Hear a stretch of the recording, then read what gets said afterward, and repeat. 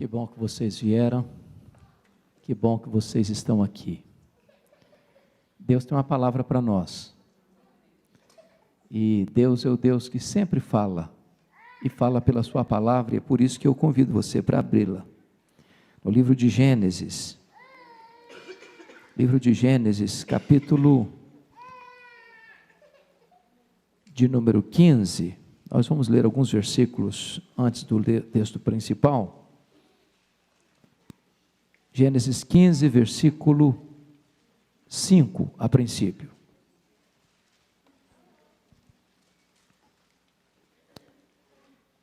Está escrito: então conduziu Abraão até fora da sua tenda e disse: olha para os céus e conta as estrelas, se é que podes. E lhe disse: será assim a tua descendência. Agora capítulo 17, verso 1. Quando atingiu Abrão a idade de 99 anos, apareceu-lhe o Senhor e disse-lhe: eu sou o Deus Todo-Poderoso, anda na minha presença e ser perfeito. Verso 5: Abraão já não será o teu nome, sim Abraão, porque por pai de numerosas nações te constituí. Agora 18 e 19.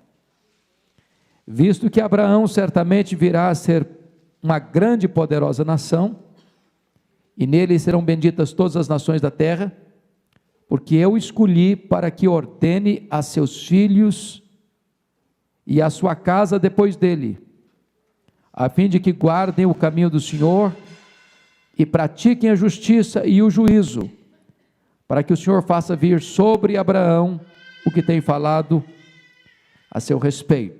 Agora capítulo 22, que é o texto que vamos trabalhar.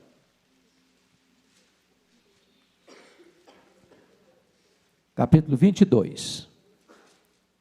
Depois dessas coisas, pôs Deus a Abraão à prova e lhe disse: Abraão, este lhe respondeu: eis-me aqui. Acrescentou Deus: toma teu filho, teu único filho Isaque, a quem amas. Vai-te à terra de Moriá, oferece-o ali em holocausto, sobre um dos montes que eu te mostrarei. Levantou-se, pois, Abraão de madrugada, e tendo preparado o seu jumento, tomou consigo 2 dos seus servos, e a Isaque seu filho, rachou lenha para o holocausto, e foi para o lugar que Deus lhe havia indicado. Ao terceiro dia, erguendo Abraão os olhos, viu o lugar de longe. Então disse a seus servos: esperai aqui, com o jumento, eu e o rapaz iremos até lá, e havendo adorado, voltaremos para junto de vós. Tomou Abraão a lenha do holocausto, e a colocou sobre Isaque, seu filho. Ele, porém, levava nas mãos o fogo e o cutelo. Assim caminhavam ambos juntos. Quando Isaque disse a Abraão, seu pai: meu pai. Respondeu Abraão: eis-me aqui, meu filho. Perguntou-lhe Isaque: eis o fogo e a lenha, mas onde está o cordeiro para o holocausto? Respondeu Abraão: Deus proverá para si, meu filho, o cordeiro para o holocausto. E seguiam ambos juntos. Chegaram ao lugar que Deus lhe havia designado. Ali edificou Abraão um altar. Sobre ele dispôs a lenha, amarrou Isaque, seu filho, e o deitou no altar, em cima da lenha. E estendendo a mão, tomou o cutelo para imolar o filho. Mas do céu lhe bradou o anjo do Senhor: Abraão, Abraão. Ele respondeu: eis-me aqui. Então lhe disse: não estendas a mão sobre o rapaz, e nada lhe faças, pois agora sei que temes a Deus, porquanto não me negaste o filho, o teu único filho. Tendo Abraão erguido os olhos, viu atrás de si um carneiro preso sobre os chifres entre os arbustos. Tomou Abraão o carneiro e o ofereceu em holocausto em lugar de seu filho. E pôs Abraão por nome àquele lugar: o Senhor proverá, Jeová Jiré. Daí dizer-se até o dia de hoje: no monte do Senhor se proverá.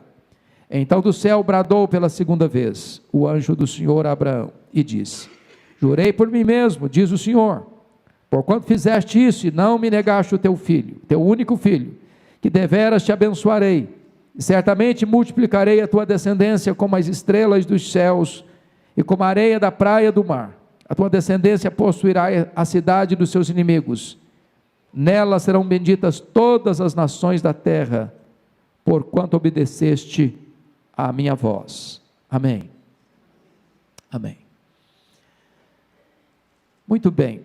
Eu acho que valeria a pena fazer uma breve retrospectiva da vida deste homem antes de entrar na exposição desse texto. Vocês se lembram que Deus chama Abrão com 75 anos de idade, de Ur dos Caldeus, na Mesopotâmia, uma terra pagã, uma terra idólatra, e Deus chama esse homem na sua meia-idade, porque é bem verdade, com 75 anos, muitos de nós estamos querendo de pendurar as chuteiras e aposentar, mas é verdade também que ele viveu 175 anos, então nós estamos falando de um homem que, se vivesse, uma mulher que vivesse até os 80, aí por seus 37, 38 anos, sendo desafiado para uma nova jornada com Deus. Diz a Bíblia que Deus o chama porque Abrão significa grande pai. Só que eu tinha um problema, a mulher dele, dona Sara, que era Sarai, era estéril. Então ele já enfrenta uma dificuldade a partir do nome, a partir do propósito, porque através dele seriam abençoadas todas as famílias da terra. E aí vocês conhecem que Deus promete para ele um filho, uma descendência, e ele tem 75 anos, e ele já está agora beirando 100, e esse filho não chega. Ele está um pouco angustiado, porque antes disso, Deus aparece para ele, ele diz: Deus, o Senhor falou que ia me dar uma descendência, o Senhor falou que eu seria um grande pai, o problema é que eu só tenho um funcionário, chamado Eliezer, e a promessa não se cumpriu. E aí Deus manda-o sair da sua tenda e olhar para o céu. Agora olha para o céu, Abrão, quantas estrelas, se é que você pode?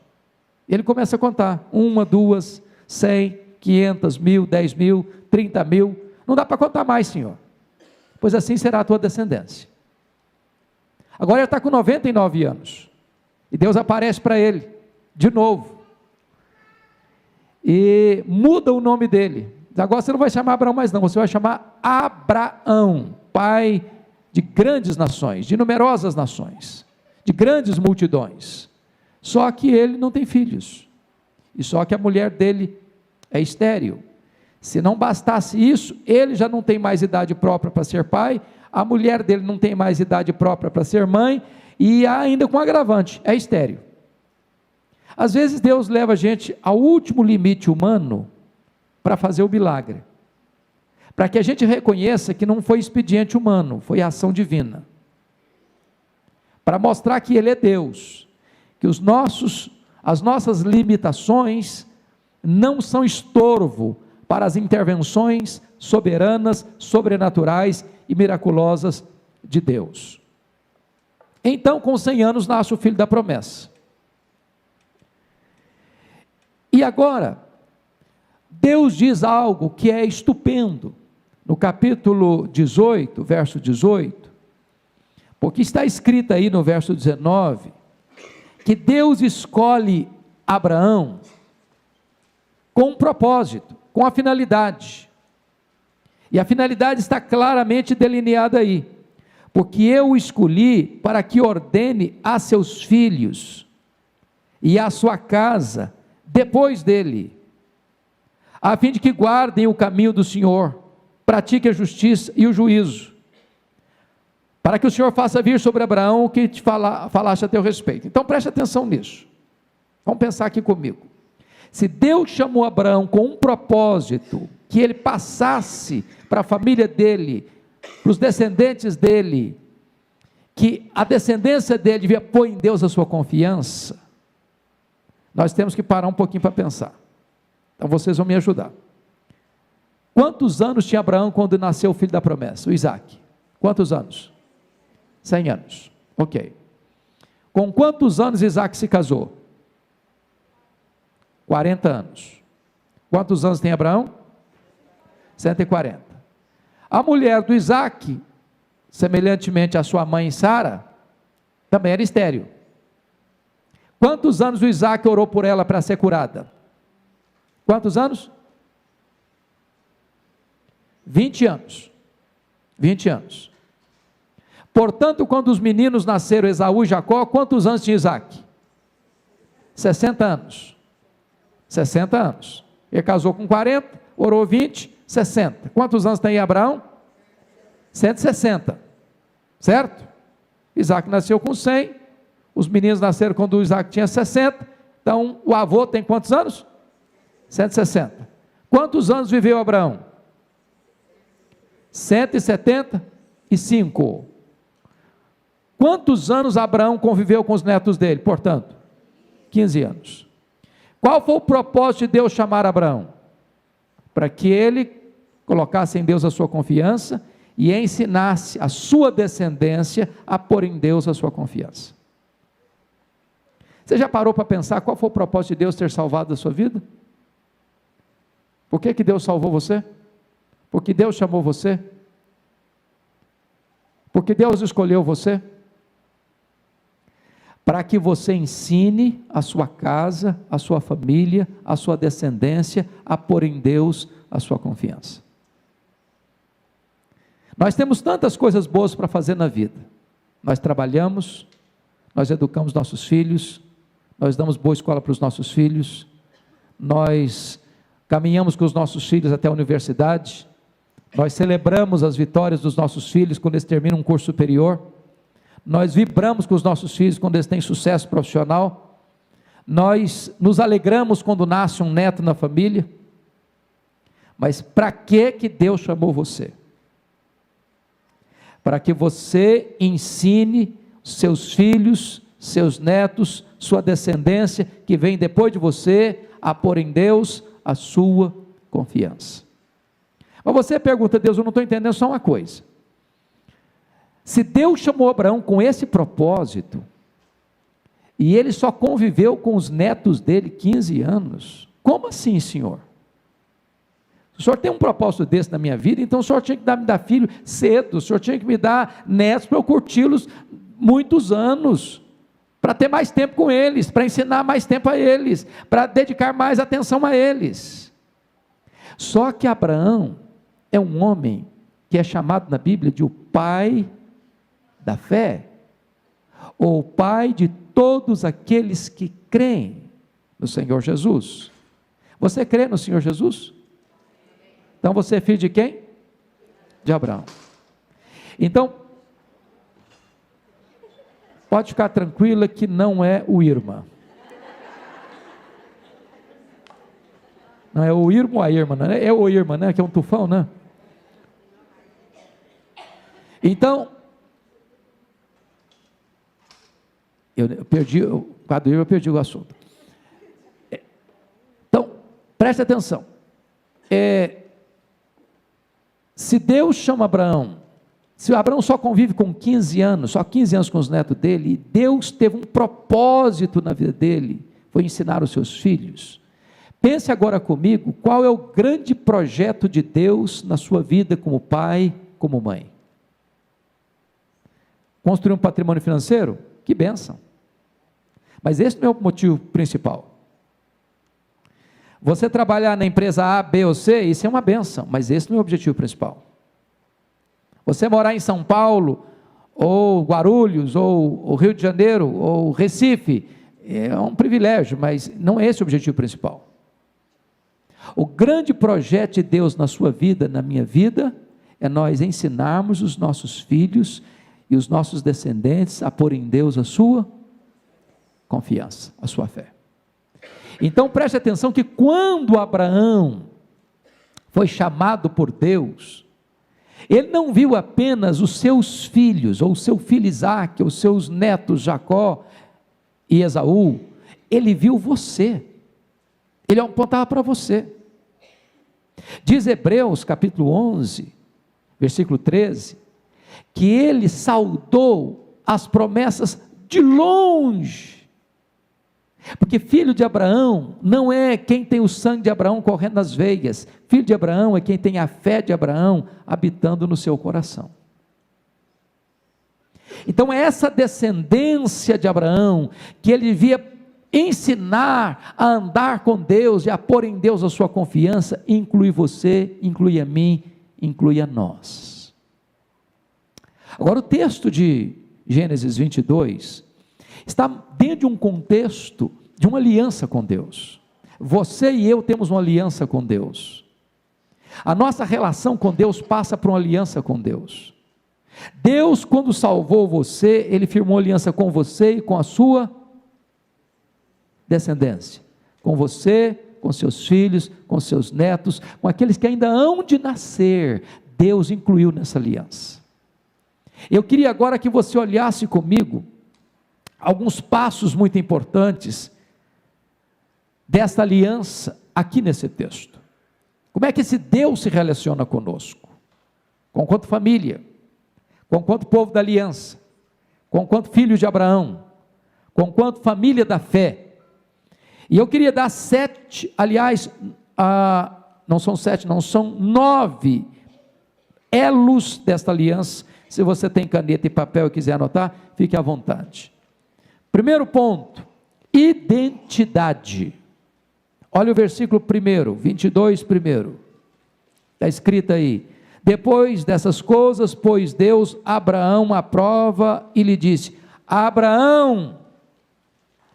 Note que Deus não chama de forma vaga, indefinida. Deus conhece o nome dele, Deus sabe onde ele mora, Deus sabe onde ele está, Deus sabe onde encontrá-lo. Eu quero dizer para você que Deus se relaciona com você assim. Você não é uma massa, ou um número na massa. Você não é uma peça no quebra-cabeça. Você é uma pessoa única, singular para Deus. Deus sabe o seu nome, Deus conhece o seu passado, Deus conhece o seu presente, Deus conhece o seu futuro, Deus sabe quem é você, Ele ama você. Aliás, a Bíblia diz que Jesus conhece as suas ovelhas ouvem a sua voz e seguem. Primeira coisa importante entender é o seguinte: identidade. Deus se relaciona com você como uma pessoa única, singular na história da humanidade. Ele firmou com você uma aliança, Ele firmou uma aliança com sua descendência, e Ele sabe quem é você e trata você pelo nome.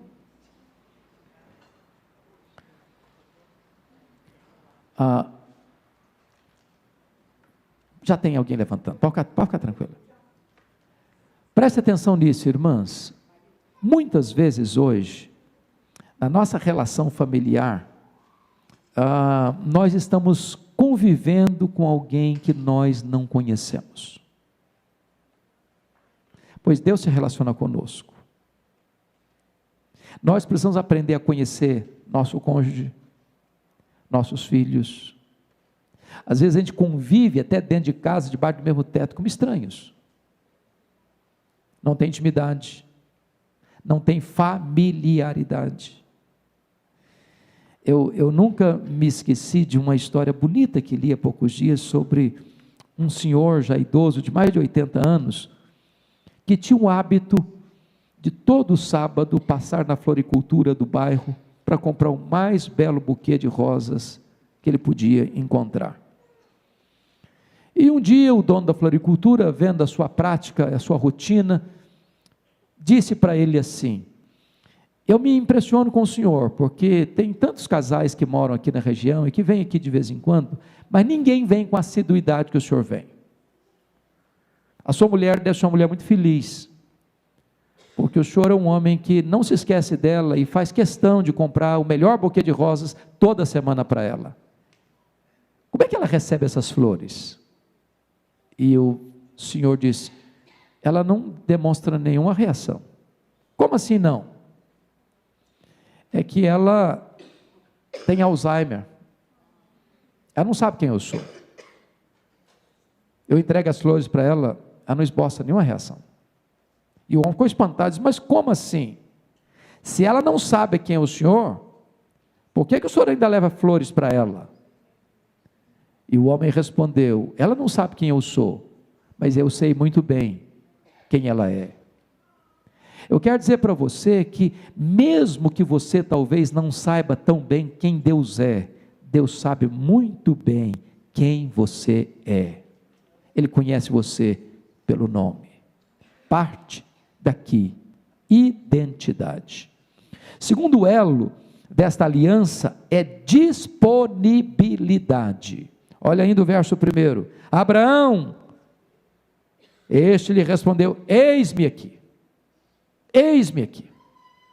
Quantas vezes Deus nos chama, quantas vezes Deus nos desafia, quantas vezes Deus nos alerta, quantas vezes Deus nos convoca, e nós damos desculpas, e nós tergiversamos, e nós tentamos nos esconder,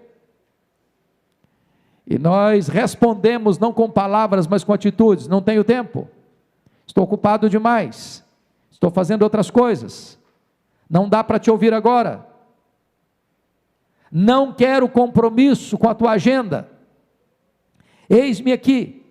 Se você ler na Bíblia toda, os servos de Deus sempre responderam assim: eis-me aqui. Foi lá na sarça ardente que Moisés disse: eis-me aqui. Foi lá em Siló que Samuel disse para Deus: eis-me aqui. Foi lá no templo de Jerusalém que Isaías disse para Deus: eis-me aqui. Foi lá em Nazaré que Maria disse: eis aqui a serva do Senhor. Precisa existir uma resposta de disponibilidade. Então a segunda pergunta que eu faço a você hoje, nessa manhã, é o seguinte: quando Deus está chamando você para cumprir o seu propósito de chamado, que é ensinar a sua família, levar a sua família a conhecer a Deus, você tem respondido: eis-me aqui, Senhor? Você tem se prontificado a fazer isso?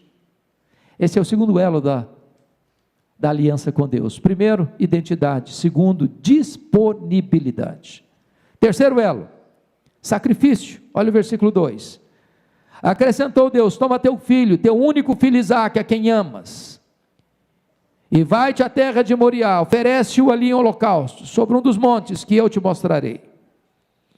Agora preste atenção que chega um momento na vida cristã que Deus parece incompreensível. Deus o chama com 75 anos, ele espera 25 anos para o menino nascer, Deus espera o último furo da correia para atender o pedido, não tem mais jeito, o corpo amortecido. Romanos diz que já foi um milagre de ressurreição, o menino nascer. O menino cresce, é a esperança da família, é o cumprimento da promessa de Deus, é a realização do que Deus havia prometido. Agora Deus chega para Abraão e diz: agora você vai, pega esse filho, o seu único filho, a quem amas, e oferece em holocausto, em um dos montes que eu te mostrarei. Deus não dá nem o endereço certo, só dá a região, mas não fala, é o monte A, ou o monte B, ou o monte C.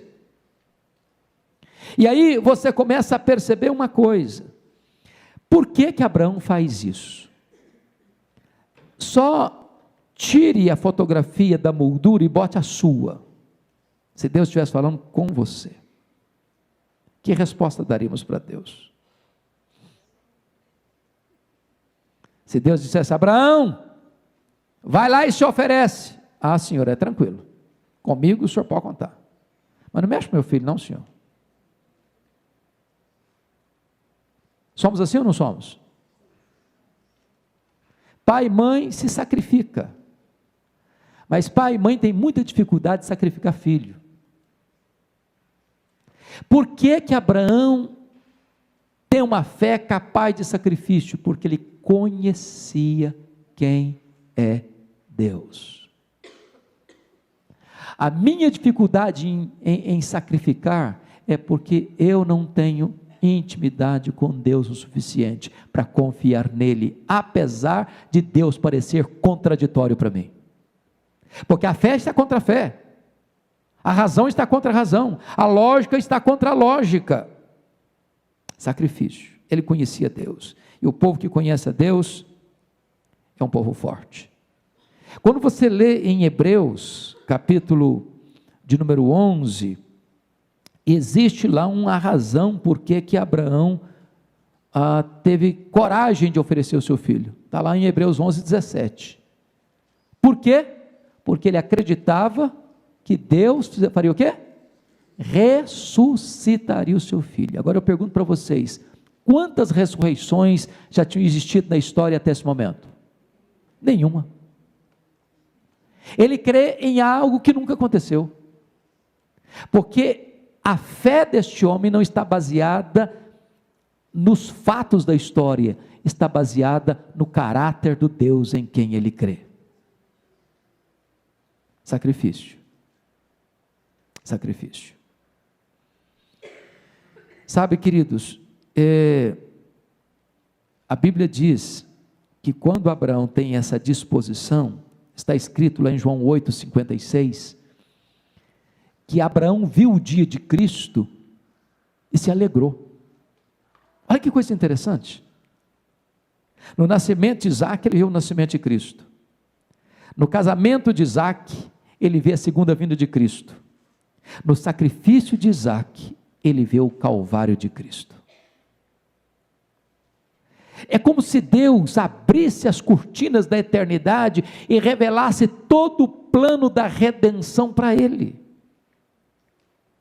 O problema dele é o seguinte: eu não tenho dificuldade de fazer isso, Deus, porque não é que eu sou um pai desapaixonado pelo meu filho, não, é o único filho a quem amas, é porque eu conheço o teu caráter, eu sei que o teu propósito é soberano, eu sei que o teu propósito é o melhor, eu sei que tu não vais pedir algo que seja contrário à tua natureza, à tua santidade, então eu confio no teu caráter, eu confio nas tuas promessas, eu confio na tua palavra, eu confio que tu és o Deus da aliança, então eu estou pronto a colocar o meu Isaque no teu altar.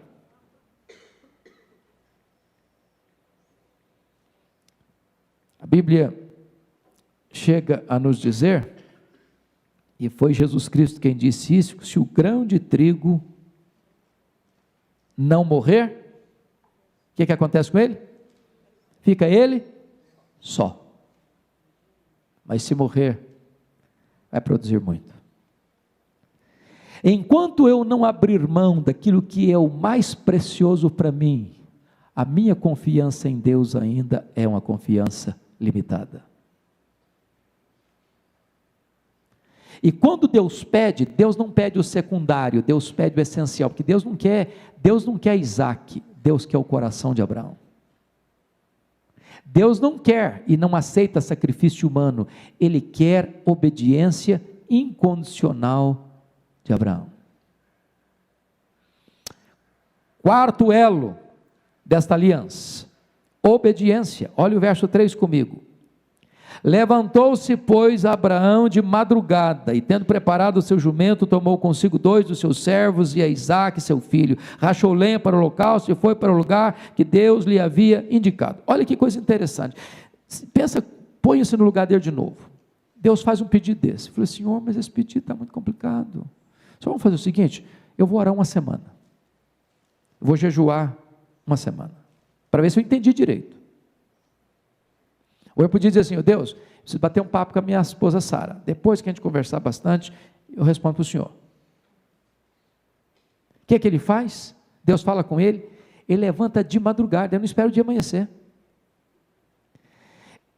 Preste atenção, ele toma todo o expediente do sacrifício, racha lenha, pega o cutelo, pega o fogo, pega 2 servos, pega o jumento e sai. Mas sai para onde? Igual Jonas, para fugir de Deus? Para caminhar na direção do projeto de Deus. Notem a importância da obediência.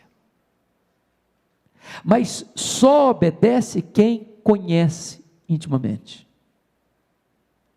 Deus é Deus de aliança. É por isso que Abraão é chamado de amigo de Deus. Tem intimidade com Deus.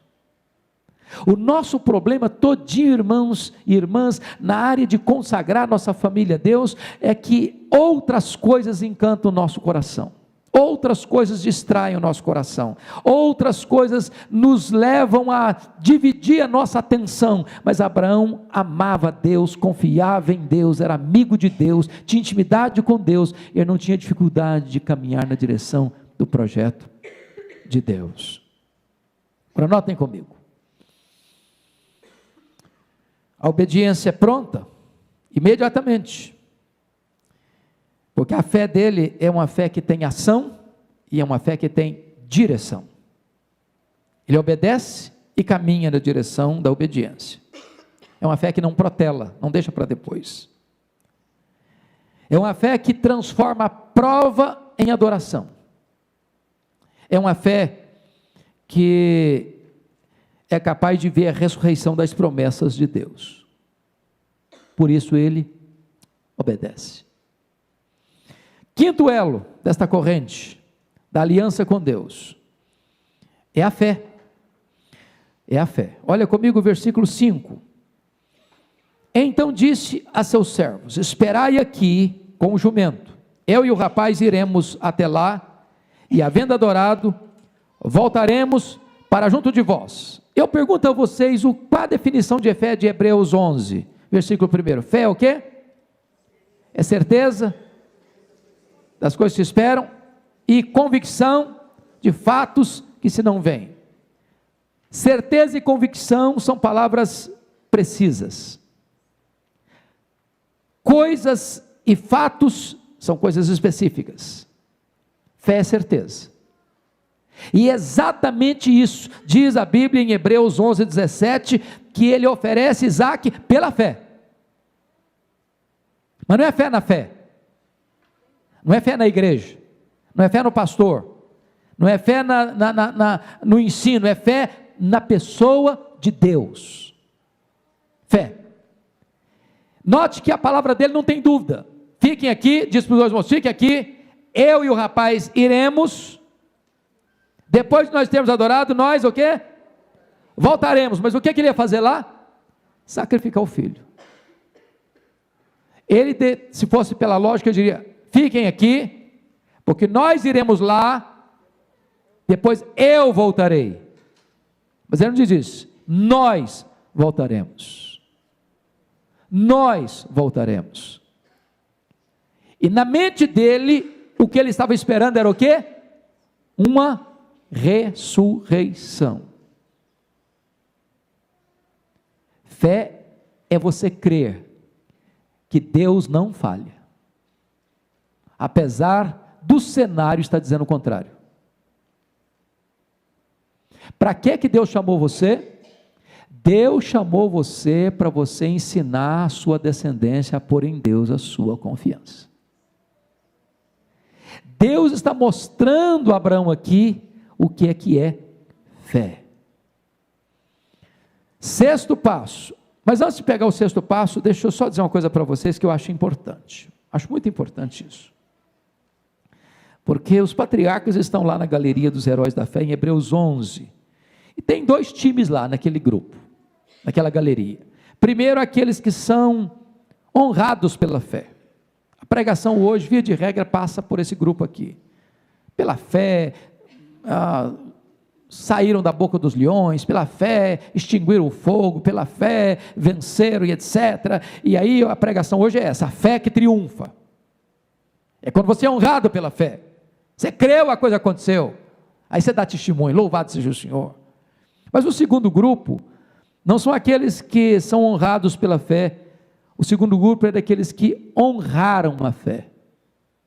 E pela fé foram mortos. Pela fé foram cerrados ao meio. Pela fé foram sacrificados. Então preste atenção que nós, ao crermos em Deus, não estamos determinando pela fé o resultado do que vai acontecer. Nós cremos que Deus está no controle, que o plano dele não pode ser frustrado, mas que não sabemos de início se nós estamos na galeria daqueles que foram honrados pela fé ou daqueles que vão honrar a fé.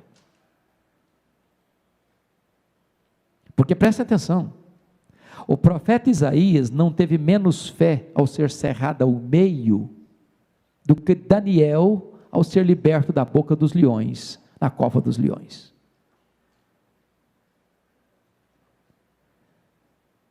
Se o propósito de Deus é salvar um, louvado seja o Senhor. Se o propósito de Deus é que este honre a Ele pelo martírio, louvado seja o Senhor.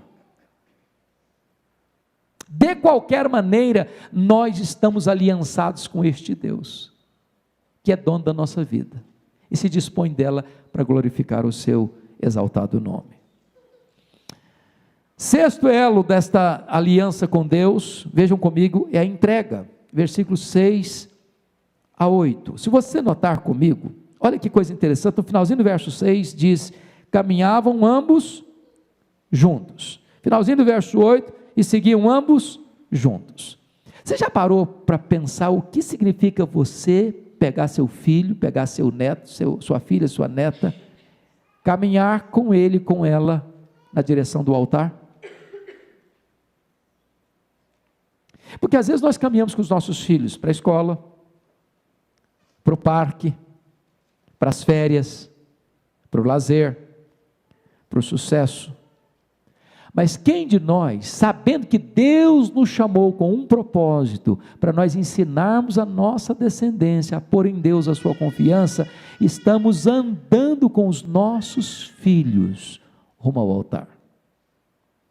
Vocês sabiam que hoje no Brasil, 30% dos filhos não tem o nome do pai na certidão de nascimento?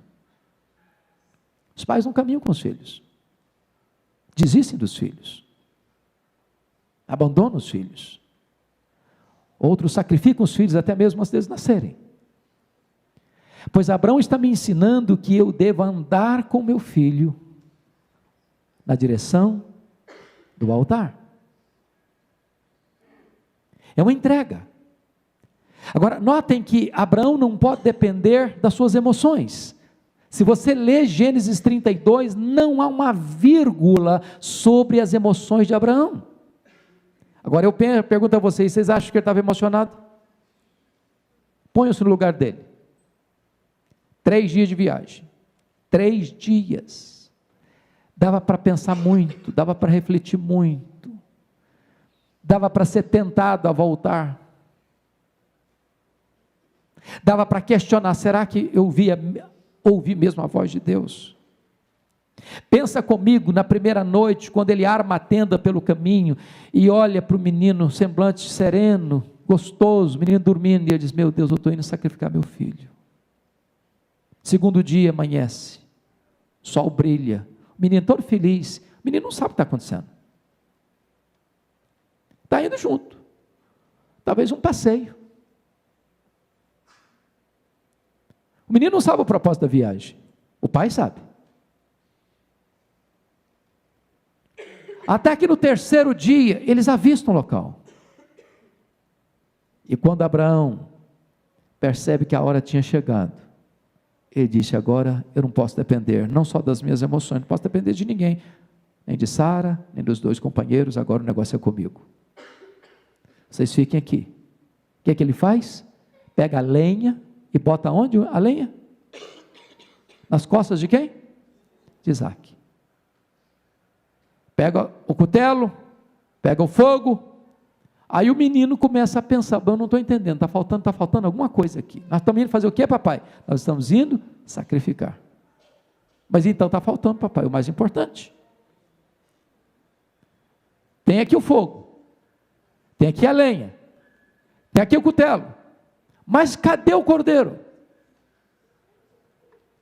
E a resposta foi essa: Deus proverá, meu filho. Deus proverá para si o cordeiro. Hudson Taylor colocava uma placa na sua casa com 2 palavras: Ebenezer e Jeová Jireh. Quando você olha para o passado, Ebenezer, até aqui nos ajudou o Senhor. Quando você olha para o futuro, Jeová Jireh, Deus proverá. Agora, preste atenção nisso. Deus proverá como? Como Deus proverá? De que maneira Deus proverá? Deus vai prover exatamente no lugar que Ele me mandou estar. Vai e sacrifica num dos montes e Moriá, onde eu te mostrarei. Deus não vai prover quando você pega navios para Tarsis, em vez de ir para Nínive. Deus não é parceiro das nossas loucuras. Deus não é parceiro da nossa desobediência. Mas quando você obedece a Deus, Deus provê. Agora notem, Deus não provê um dia antes, nem um dia depois, nem uma hora antes, nem uma hora depois. Ele provê na hora certa. Na hora certa. De que maneira Deus provê? Tanto naturalmente como sobrenaturalmente. Porque quando Abraão estava ali para sacrificar o seu filho, ele ouve uma voz: Abraão, não faça nenhum mal ao menino. Ele olha e vê um cordeiro. O cordeiro é natural, mas a voz de Deus é sobrenatural. Deus é o Deus que provê. Agora preste atenção noutra cena. Por que é que Deus permite Abraão passar por essa experiência? Que humanamente não tem nenhuma experiência mais profunda do que essa, nenhuma prova mais profunda do que essa. Deus leva Abraão a essa experiência para mostrar para o mundo algo que o mundo jamais poderia compreender: o que é que aconteceu na cruz do Calvário. Porque quando Abraão ia sacrificar o seu filho, para Isaque teve um substituto. Mas quando Deus estava com seu filho na cruz e ele gritou: Deus meu, por que me desamparaste? Não apareceu um substituto para Jesus.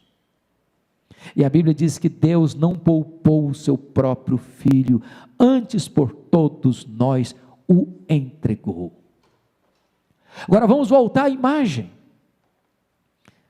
Isaque já devia ser um rapazinho, porque se ele não fosse um rapazinho, ele não podia carregar um feixe de lenha. Concordam comigo? Portanto, eu estou falando de um Abraão que deve ter aí, não sei quantos anos tinha Isaque, se era 13, se 14, 15, se 20, se 30, não sei, a Bíblia não fala. Sei que foi antes do casamento dele, ele se casou com 40. Humanamente falando, quem tem mais força? O rapaz ou o Abraão? Humanamente falando. O rapaz devia ter mais força, não? Você já pensou o que é um pai pegar um menino? Porque não tinha um altar pronto lá. Não tinha um altar pronto lá. O pai chegou e falou: filho, vamos catar pedra. Pega a pedra, rola a pedra. Depois está tudo prontinho. Agora, meu filho, vem cá. Agora eu vou amarrar você. Você está doido, pai? Só ficou maluco? Eu vou te denunciar. Vou para o conselho tutelar. Você vai ser preso. Se você está notando o que está acontecendo aqui, é nesse momento, porque o menino não sabia quando está subindo o monte.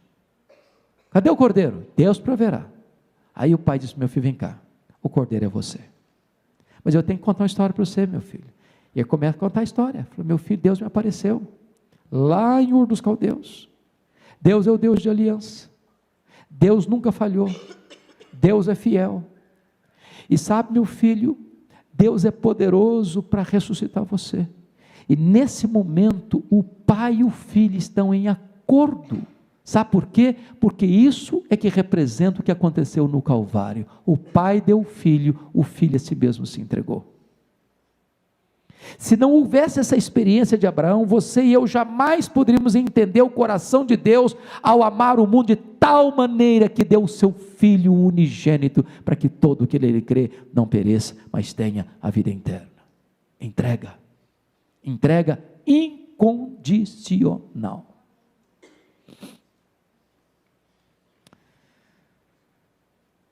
Sétimo princípio, adoração. Versículos 5 e 9. Abraão diz para os seus moços: ele diz: então disse a seus servos: esperai aqui com o jumento, eu e o rapaz iremos até lá, e havendo adorado, voltaremos para junto de vós. Ele não vai lá sacrificar o menino, ele vai lá adorar a Deus. O que é adorar, gente? Você adora a Deus não por aquilo que Deus faz, você adora a Deus por quem Deus é. Por quem Deus é. É isso. Deus está procurando adoradores. Mas deixa eu partir para o penúltimo.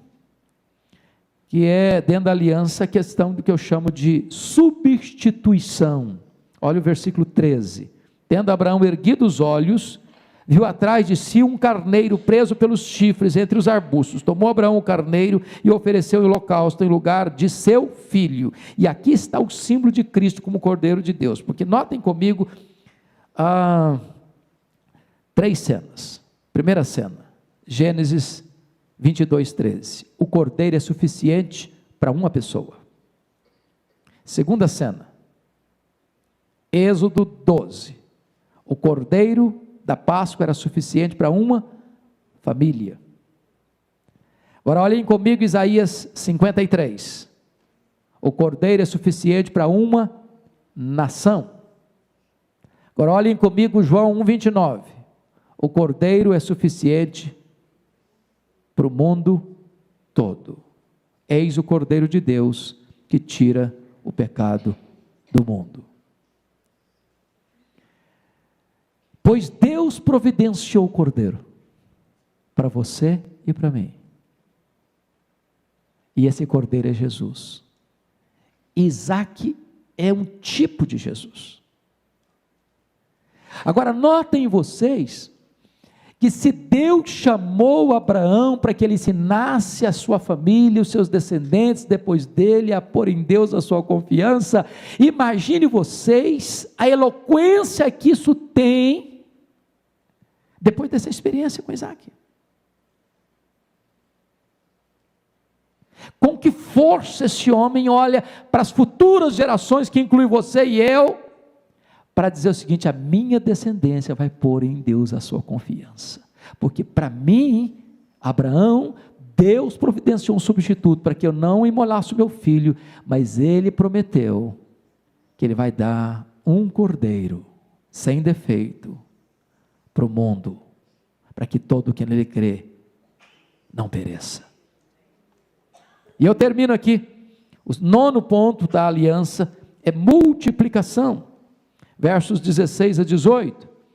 Eu chamo a sua atenção no verso 17, que depois dessa experiência Deus disse para Abraão, Deus disse assim para Abraão, que deveras te abençoarei, e certamente multiplicarei a tua descendência como as estrelas dos céus, e como a areia da praia do mar. A tua descendência possuirá a cidade de seus inimigos, e nela serão benditas todas as nações da terra, porquanto obedeceste a minha voz. Sabe o que acontece? Quando nós honramos a Deus na nossa família, e transmitir aos nossos filhos, netos e descendentes a pôr em Deus sua confiança, Deus está dizendo: eu vou multiplicar a sua família, eu vou multiplicar a sua família, eu vou estender essa bênção, e a sua família vai ser bendita entre as nações, e a sua família vai ser abençoada em todas as cidades, e a sua família vai experimentar algo exponencial da minha parte. Sabe o que Abraão fez? Hebreus 11:13, ele viu essa promessa, e a saudou de longe. Ele viu você, ele viu a mim, ele viu a nós, e saudou essa promessa de longe. E hoje nós somos uma multidão de filhos, numa linguagem bíblica, como as estrelas dos céus, como as areias da praia do mar, filhos de Abraão, descendência de Abraão, porque lá atrás, um homem que fez uma aliança com Deus, resolveu honrar essa aliança, e se comprometer a ensinar os seus filhos a pôr em Deus a sua confiança. Minha palavra para você, para fechar, é esta: vamos assumir mais uma vez esse compromisso. Deus nos chamou para isso, Deus me salvou para isso. Meu filho, estou te salvando, porque o meu projeto não é só com você, é com você e com a sua família. Eu quero salvar a sua família, e o meu projeto com você é de você passar esse legado para a sua família, é de você não abrir mão da sua geração, é de você não abrir mão da sua descendência, é de você transmitir para eles, aqueles que ainda não nasceram ainda, você assume esse compromisso, de que eles vão pôr em Deus a sua confiança. Vamos orar assim? Vamos? Então vamos ficar em pé. Eu vou pedir a Maria Zuleika para fazer essa oração por nós, por favor.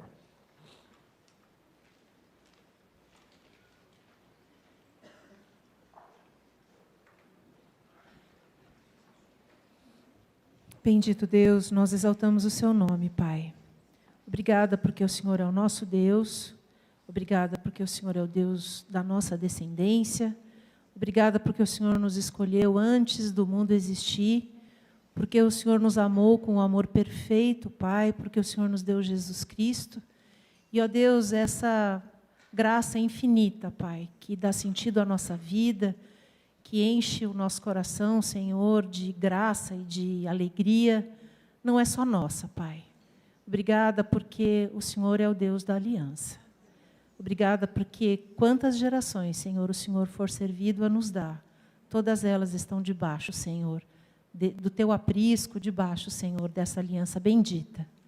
Ó Deus, nós te pedimos, Pai, porque precisamos do Senhor para isso, que o Senhor nos faça fiéis, Pai, no propósito de vivermos a confiança no Senhor, vivermos em intimidade com o Senhor, conhecê-lo, Senhor, cada vez mais, para que ao conhecê-lo, a nossa fé seja cada vez mais robusta, Pai. E que a nossa vida, Senhor, expresse na nossa casa, aos nossos filhos, aqueles que estão ao nosso lado, ó Deus, que a nossa fé expresse a tua grandeza, Pai, a grandeza do teu poder.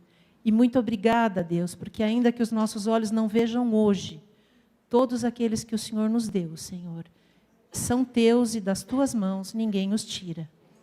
Te agradecemos, Pai, por essa palavra tão preciosa.